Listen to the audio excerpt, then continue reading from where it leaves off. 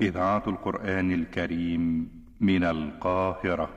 إن الله وملائكته يصلون على النبي يا أيها الذين آمنوا صلوا عليه وسلموا تسليما.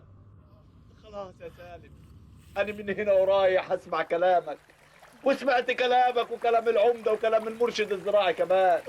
ايوه، وانا خلاص هبتدي اخطط للمزرعه بتاعت المانجي، واذا كان على الفلوس موجوده والحمد لله. بتتكلم جد؟ ايوه عبد الهادي اخوي، بالحضن بالراحه بالحضن يا اخو. يا بدريه يا بدريه، خير يا سالم. زغرتي يا بدريه.